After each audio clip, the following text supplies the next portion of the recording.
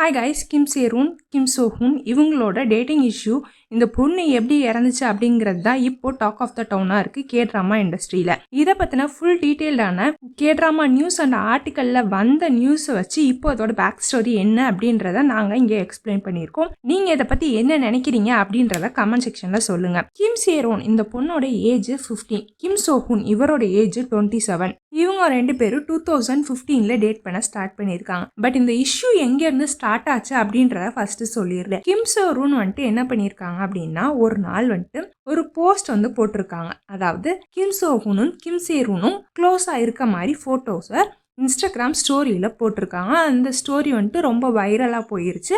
போன கொஞ்ச நேரத்தில் அந்த பொண்ணு அந்த ஃபோட்டோவை டெலிட் பண்ணிருச்சு. இதனால கிம் சோஹூனோட ஃபேன்ஸ் எல்லாம் என்ன சொல்கிறாங்கன்னா, இப்போ இந்த பொண்ணு அட்டென்ஷனுக்காண்டி தான் அதெல்லாம் பண்ணுது, இது வந்து ஒரு பிரதர் அண்ட் சிஸ்டர் ரிலேஷன்ஷிப்பில் எடுத்த ஃபோட்டோஸ் அப்படின்னு சொல்கிறாங்க. இந்த பொண்ணு எந்த சிச்சுவேஷனில் இந்த ஃபோட்டோவை போஸ்ட் பண்ணியிருக்கு அப்படின்னு பார்த்தீங்கன்னா, இந்த பொண்ணுக்கு வந்துட்டு ட்ரிங்க் அண்ட் டிரைவ் கேஸ் ஒன்று வந்திருக்கு. அதனால இந்த பொண்ணோட கெரியர் எல்லாம் போயிட்டு இருக்கு.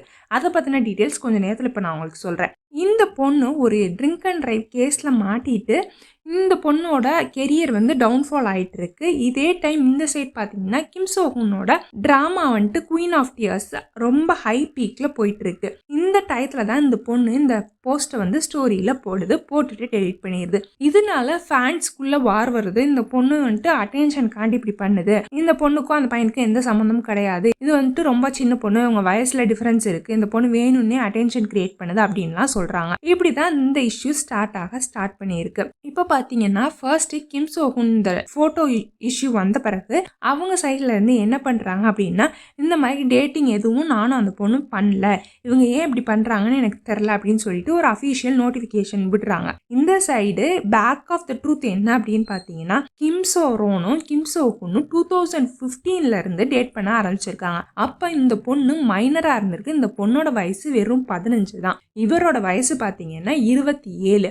அப்பவே ரெண்டு பேரும் டேட் பண்ண ஸ்டார்ட் பண்ணியிருக்காங்க. இப்படி இருக்கையில 2019 கிம் சோஹூனோட ஓன் ஏஜென்சியான கோல்டு மெடலிஸ்ட்ல இந்த பொண்ணு வந்து ஜாயின் பண்ணுது. ஜாயின் பண்ணி 2-3 இயர்ஸ்ல 2021 இவங்க ரெண்டு பேருக்கும் பிரேக்கப் ஆகுது. 2022 மேல என்ன ஆகுது அப்படின்னு பாத்தீங்கன்னா, இந்த பொண்ணு குடிச்சிட்டு வண்டி ஓட்டுது. அதாவது ட்ரிங்க் அண்ட் டிரைவ் பண்ணிட்டு ஒரு இடத்துல போய் ஆக்சிடென்ட் பண்ணிடுது. ஆக்சிடென்ட் பண்ணோன்னா அது கேஸ் ஃபைல் ஆகி அது வந்துட்டு பெரிய இஷ்யூவா போனதுனால இந்த பொண்ணோட கெரியர் டவுன்ஃபால் ஆக ஸ்டார்ட் ஆகுது. இந்த பொண்ணை கமிட் பண்ண ப்ராஜெக்ட் எல்லாத்துல இருந்தும் எல்லாருமே விலக ஆரம்பிச்சிடுறாங்க. ஏற்கனவே எடுத்துட்டு இருக்க ப்ராஜெக்டையும் ஆன் ஹோல்ட் பண்ணிடுறாங்க. இந்த நேரம் பார்த்து இந்த பொண்ணை கோல்டு மெடலிஸ்ட் ஏஜென்சில இருந்து டிஸ்மிஸ் பண்ணிடுறாங்க. கோல்டு மெடலிஸ்ட் லேபிள் அப்படின்றது யாரோடது அப்படின்னு பார்த்தீங்கன்னா, கிம் சோஹூனோடது. அவர் தான் இந்த கம்பெனியோட சிஇஓவா இருக்காரு. ஆஃப்டர் 2 இயர்ஸ் என்ன ஆகுது அப்படின்னா, 2024 மார்ச்ல ஒரு லீகல் நோட்டீஸ் இந்த பொண்ணுக்கு வருது. என்ன அப்படின்னு பார்த்தீங்கன்னா, 700 மில்லியன் கொரியன் மோன்ஸ் வந்து எங்க கம்பெனிக்கு பே பண்ணணும் அப்படின்னு சொல்லிட்டு அந்த கம்பெனில இருந்து நோட்டீஸ் வருது. நோட்டீஸ் வந்தோடனே இந்த பொண்ணு என்ன பண்ணுது அப்படின்னா, கிம் சோஹூன் அவங்களோட எக்ஸுக்கு மெசேஜ் பண்ணுது. இந்த மாதிரி என்னால் இப்போதைக்கு இவ்வளோ அமௌண்ட் கட்ட முடியாது, நான் திரும்ப இண்டஸ்ட்ரிக்குள்ள வர ட்ரை பண்ணிட்டு இருக்கேன், சில ப்ராஜெக்ட்ல கமிட் ஆயிருக்கேன், நான் அதுல இருந்து வர்ற பெர்சன்டேஜ் அமௌண்ட்டை உங்களுக்கு கொடுத்துட்றேன், அதனால என் மேல இப்படி கேஸ்ல போடாதீங்க, நான் எப்படியும் உங்களுக்கு பணத்தை கொடுத்துட்றேன், பணத்தை கொடுக்காம ஏமாத்த மாட்டேன் உங்களை நான் அப்படின்னு சொல்லிட்டு சொல்லுது. நீங்க இந்த நேரத்தில் நினைக்கலாம், அந்த பொண்ணு தான் சைல்டு ஆர்டிஸ்ட் ஆச்சு, ரொம்ப சின்ன வயசுல இருந்தே நடிச்சிட்டு இருக்கேன், இந்த பொண்ணுட்டு நிறைய பணம் கண்டிப்பா இருக்கும் அப்படின்னு. இங்கேதான் நம்ம நினைக்கிறது தப்புன்னு ப்ரூவ் ஆகுது. இந்த பொண்ணோட பேரண்ட்ஸே ரொம்ப யங் ஏஜ்ல கல்யாணம் பண்ணிக்கிட்டாங்க. இந்த பொண்ணு தான் ஃபேமிலியோட ஃபர்ஸ்ட் டாட்டர். இந்த பொண்ணோட ஏர்னிங்ஸ்ல தான் இந்த ஃபேமிலியே ரன் ஆயிட்டு இருக்கு. உங்க அப்பா அம்மாவும் என்ன பண்ணுவாங்க அப்படின்னு பாத்தீங்கன்னா, இந்த பொண்ணுட்டு இருந்து வர்ற பணத்துல பிசினஸ் பண்றோம் அப்படின்னு சொல்லிட்டு எல்லாத்தையும் ஃபெயிலியர் ஆக்கிடுறாங்க. இப்படி இருக்கையில இந்த பொண்ணு இந்த மாதிரி டவுன்ஃபால் ஆகுதுல, அந்த சிச்சுவேஷன்ல பார்ட் டைம் ஜாப் கூட ஒரு கஃபேல வேலை பார்த்துட்டு இருந்திருக்கு. அண்ட் ஓனா ஒரு கஃபே ஸ்டார்ட் பண்றதுக்கும் பேசி வச்சுட்டு இருந்திருக்கு. இப்படி இருக்க சிச்சுவேஷன்ல தான் இந்த பொண்ணுக்கு இந்த நோட்டீஸ் வருது. நோட்டீஸ் வந்த பிறகு இந்த பொண்ணு எவ்வளவோ மெசேஜ் பண்ணி கெஞ்சி பார்த்தாலும் அந்த சைட்ல இருந்து ஒரு ரெஸ்பான்ஸும் இல்லை. அதனாலதான் இந்த பொண்ணு கோவப்பட்டு இப்படி ஒரு போஸ்டர் போட்டிருக்கு அப்படின்றத சொல்றாங்க.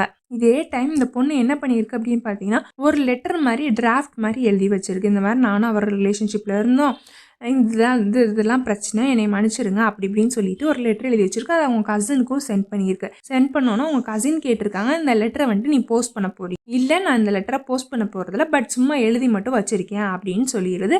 இந்த பொண்ணு என்ன பண்ணுது அப்படின்னு பார்த்தீங்கன்னா, கிம் சோஹூனோட பர்த்டே அன்னைக்கு இந்த பொண்ணு இறந்து போயிடுது. இந்த பொண்ணோட ஃபியூனரலுக்கு கூட இந்த பையன் வந்துட்டு வந்து பார்க்கல. அன்னைக்கு கூட அந்த பையன் வந்துட்டு பார்ட்டி பண்ணிட்டு இருந்திருக்கான். இந்த இஷ்யூ எல்லாத்தையும் எப்படியாச்சும் வெளில கொண்டு வரணும் அப்படின்னு சொல்லிட்டு இவங்களோட இந்த பொண்ணோட பேரண்ட்ஸ் என்ன பண்றாங்கன்னா ஒவ்வொரு எவிடன்ஸா வெளியில விட ஆரம்பிக்கிறாங்க. வெளியில விட விட சோகுனோட பேர் வந்து டேமேஜ் ஆயிட்டே வருது. வந்துட்டு இருக்க சூழ்நிலையில அவங்ககிட்ட இருந்து ஒரு அனௌன்ஸ்மெண்ட் நோட்டீஸ் மாதிரி வருது.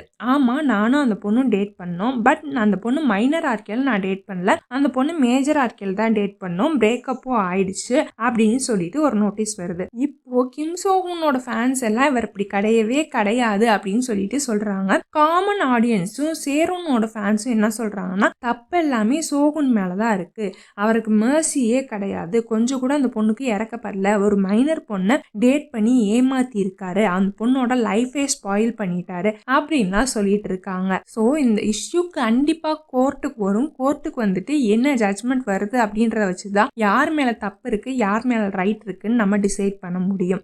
நீங்க இந்த இஷ்யூ பத்தி என்ன நினைக்கிறீங்க அப்படின்றத கமெண்ட் செக்ஷன்ல மறக்காம எங்ககிட்ட ஷேர் பண்ணுங்க. நம்ம இதை பத்தி நிறைய டிஸ்கஸ் பண்ணலாம்.